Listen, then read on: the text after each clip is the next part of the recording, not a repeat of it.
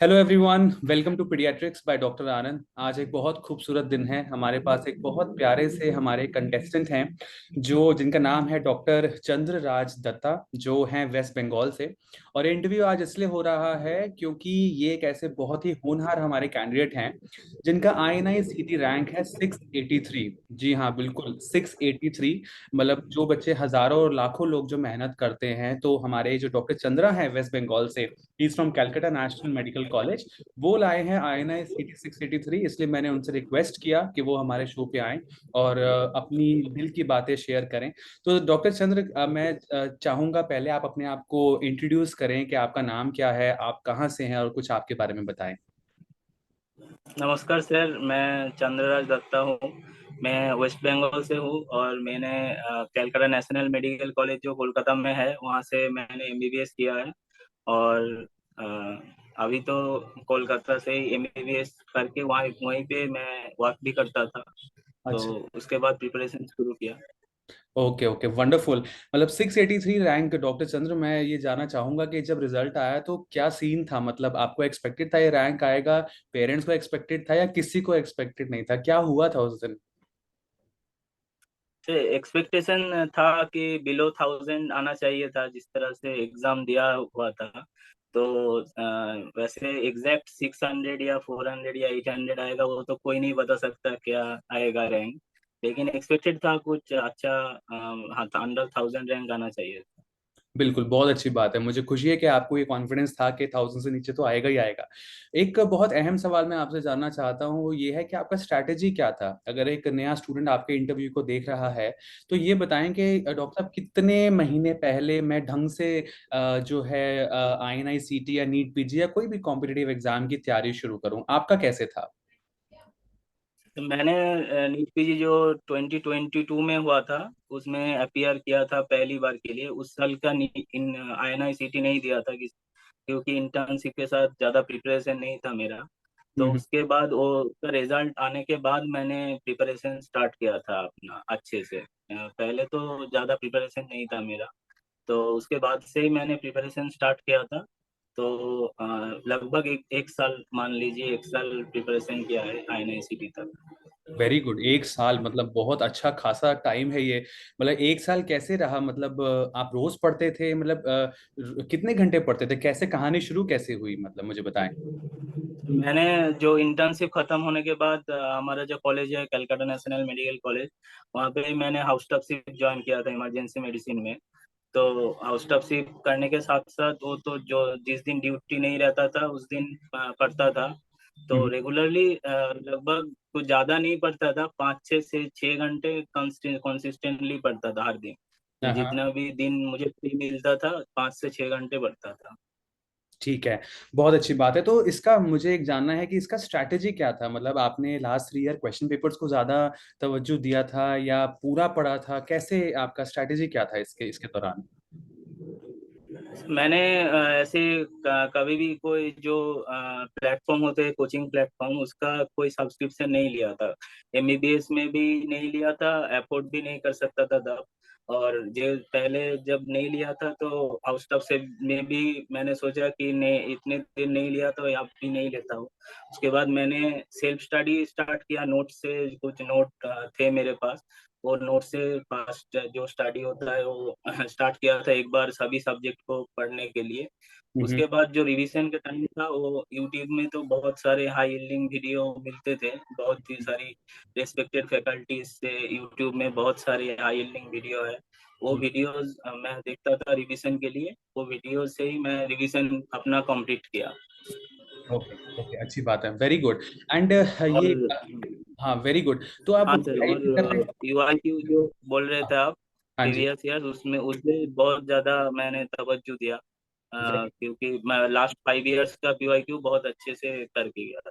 Very good, बहुत अच्छी बात है और करना भी चाहिए। सो मैं अपने ऑडियंस को बताना चाहूंगा, हमारे सामने है डॉक्टर चंद्र राज दत्ता, जो है वेस्ट बंगाल से, from Calcutta national medical college, जिनकी बहुत ही खूबसूरत रैंक आई है 683।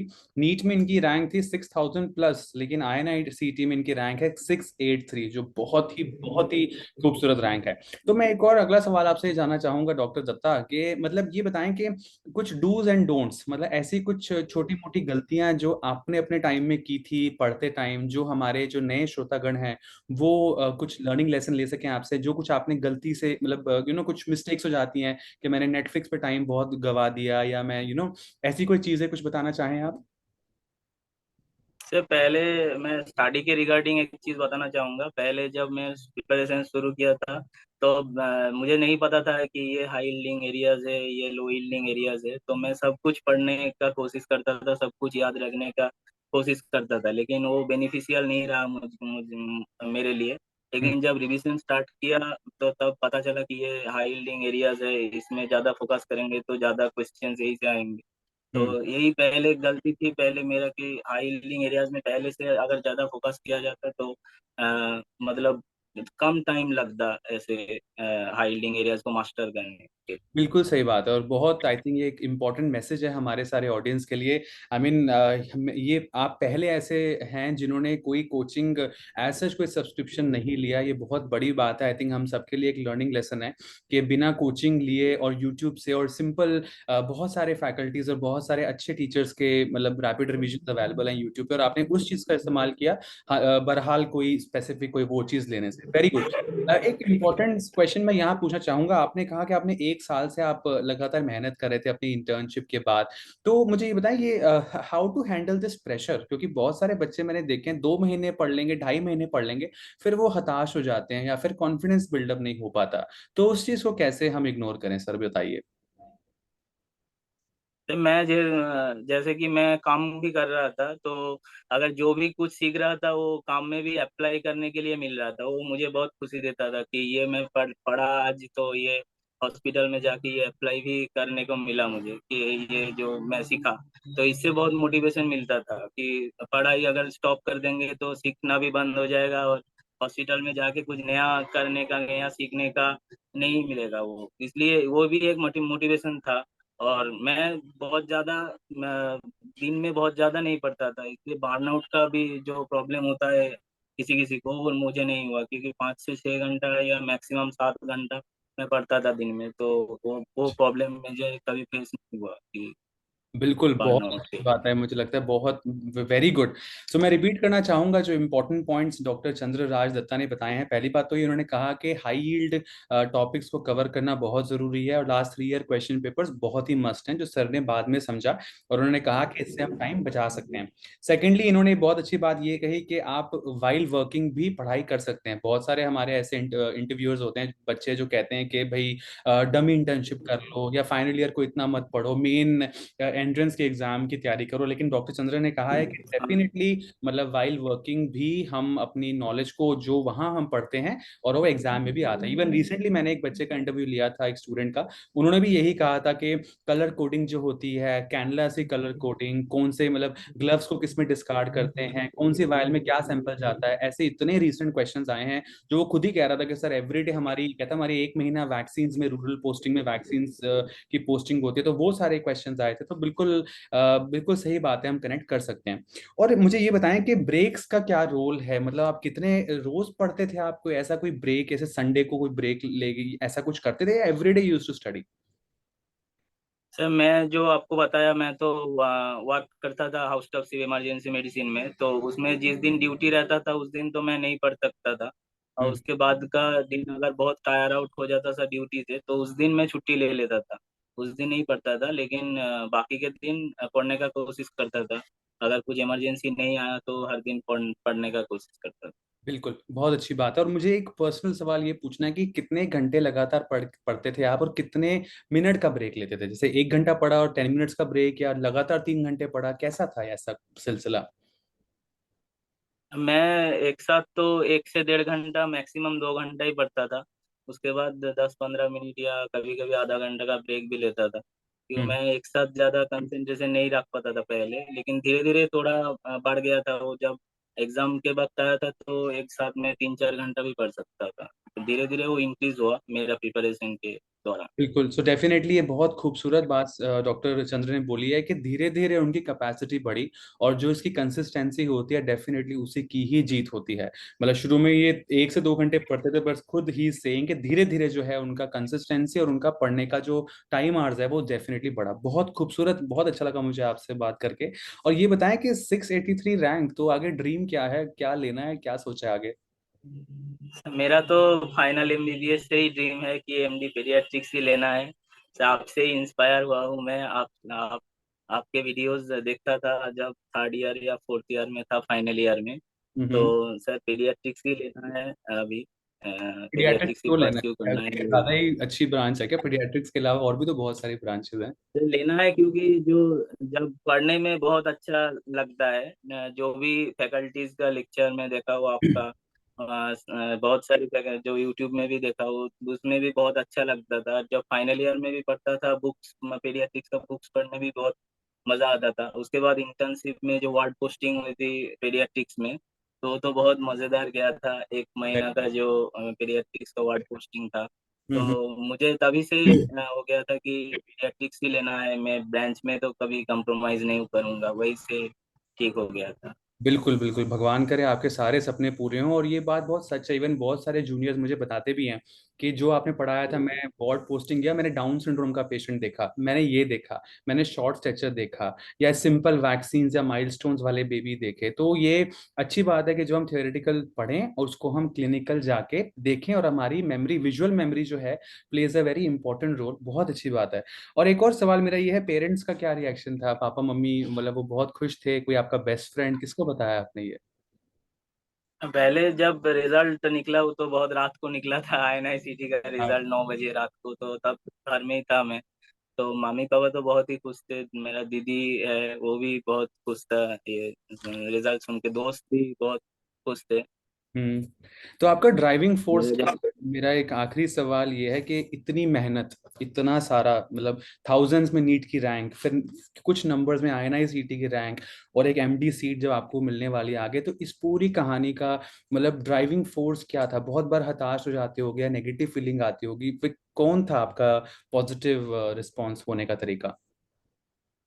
मैं तो वो अपनी फैमिली को ही बोलूंगा। मेरा मम्मी पापा ऑलवेज मुझे मोटिवेट करते रहते थे कि अगर कुछ जीटी में कुछ स्कोर कम आ गया क्या और रैंक बहुत ज्यादा हो गया, तो तभी बोलते थे कि ये सब इम्पोर्टेंट नहीं है, असली एग्जाम में ही पता चलेगा क्या तुमने प्रिपेयर किया है। ऐसे मोटिवेट करते रहते थे मुझे जब मैं खराब परफॉर्मेंस किया करता था कभी मॉक टेस्ट में। बिल्कुल बिल्कुल, बहुत अच्छी बात है। सो मैं हमारे ऑडियंस के लिए रिपीट करना चाहूंगा, हमारे सामने है कैलकाटा नेशनल मेडिकल कॉलेज से हमारे डॉक्टर चंद्रराज दत्ता, जो वेस्ट बंगाल से हैं, जो बहुत ही मोती जैसी बातें उन्होंने करी हैं। उन्होंने नंबर वन ये बताया कि high yield content plays a very important role, number one. Number two, he said that definitely while working also you can study, बस दिमाग होना चाहिए कि जो आप पढ़ रहे हैं या जो आप वर्किंग कर रहे हैं उससे कहीं ना कहीं क्लिनिकल और एमसीक्यूज वाइज, या मतलब क्लिनिकल नॉलेज में जरूर डालें। एक और बहुत इंपॉर्टेंट, पहले ऐसे ये हैं डॉक्टर चंद्रराज दत्ता जिनका मैं इंटरव्यू ले रहा हूँ, जिन्होंने कहा है कि मैंने सब्सक्रिप्शन को ना तवज्जो करते हुए मैंने जितना फ्री कंटेंट हो सके उसको पढ़ने की कोशिश करी, और बहुत सारे वीडियोस को वहां से कवर करके किया है। एंड उनकी फैमिली का जो है बहुत ही अहम और बहुत ही मतलब कीमती रोल रहा है, जो उनको मोटिवेट करते रहे। बहुत अच्छी बात है। आखिरी सवाल मेरे पास आपसे है डॉक्टर चंद्र। अब मतलब अब लाखों लोग आपको देखेंगे और कहीं ना कहीं आप आगे एक एमडी सीट लेने वाले हैं, तो कोई ऐसा, ऐसी एडवाइस, एक सजेशन जो आप हमारे आने वाले लाखों स्टूडेंट्स को, जो नए एस्पिरेंट्स हैं, उनको कुछ देना चाहें, जो उनको हेल्प हो जाए थोड़ी? मैं आने वाले एस्पिरेंट को ये बात कहना चाहता हूँ कि ज्यादा एरिया कवर करने से अच्छा है कि आप कम एरिया, जो हाई यील्डिंग एरिया है वो कवर कीजिए और अच्छे से कवर कीजिए। क्योंकि एग्जाम में जो रैंक पीछे जाता है वो सिली मिस्टेक से ही जाता है। सिली हम्म। मिस्टेक अगर 2-3 बार अगर पढ़ के भी गए किसी टॉपिक को, उस टॉपिक से भी आपका सिली मिस्टेक हो सकता है। तो इसलिए अच्छे से रिवाइज करना बहुत इंपॉर्टेंट है। फास्ट रीडिंग है सेकेंड रीडिंग से ज्यादा रिवीजन बहुत इंपॉर्टेंट है। और जो भी आप हाइलिंग एरिया पढ़े हो पूरे साल में, और लास्ट जो 1 महीना होता है एग्जाम में, उसमें सारे जो भी पढ़े हो वो रिवाइज होना चाहिए। अगर नहीं रिवाइज हुआ तो उसका बहुत एरर हो जाता है, पढ़ के भी बहुत एरर। बिल्कुल बिल्कुल बिल्कुल, 16 आने सच बात है, ये बहुत बड़ी बात आपने डेफिनेटली बोली है कि सिली मिस्टेक से रैंक बहुत पीछे हो जाती है। तो माय डियर फ्रेंड्स, जो हमारे ऑडियंस है, बहुत सच बात कह रहे हैं डॉक्टर चंद्रराज दत्ता। और एक इम्पॉर्टेंट ये भी है, मैंने बहुत सारे जूनियर से ये सुना है कि सर मैंने पढ़ा था लेकिन रिवाइज नहीं किया, और एग्जाम में वो एमसीक्यू आया था, मैंने आंसर भी लिखा था पढ़ते टाइम के इसका ये एक्सप्लेनेशन है, लेकिन एग्जैक्ट आंसर मैं भूल गया। तो 10 में से 7 बच्चे आगे यही बोलते हैं कि मैंने पढ़ा था लेकिन मैं भूल गया। और मैं क्यों भूल गया? क्योंकि मैं रिवाइज नहीं किया। वो कहते हैं ना कि 10 किताबों को एक बार पढ़ने से अच्छा है कि आप एक किताब को 10 बार पढ़ो, तो अपने आप ही बहुत स्ट्रांग वो रोल हो जाएगा। तो बहुत अच्छी बात है, थैंक यू डॉक्टर चंद्र, आपने इतना कीमती समय दिया मेरे को, और बहुत लोगों की हेल्प होगी आपके थैंक यू interview सर। के बाद। और जल्दी मिलते रहेंगे, एमडी पीट्स लो जल्दी, और दिल्ली आओ और पार्टी दो अच्छी सी, ठीक है? Thank you sir, thank you. हाँ, ख्याल रखो अपना, पेरेंट्स को हेलो बोलना। और मैं अब हम फिनिश करते हैं इंटरव्यू। तो ये थे हमारे doctor Chandraraj Datta from west Bengal, from Calcutta national medical college, INI-CT 683, जिन्होंने बहुत ही अनुभवी शब्द कहे हैं। और आई थिंक ये इंपॉर्टेंट जो उन्होंने पॉइंट्स बोले हैं, कहीं ना कहीं हर एक इंडिविजुअल और स्टूडेंट के लिए डेफिनेटली लाभदायक होंगे। तो इस इंटरव्यू को खत्म करते हैं। So thank you sir, thank you so much. Thank you sir thank for you. Giving me this opportunity. बिल्कुल बिल्कुल sir, thank you so much, thank you.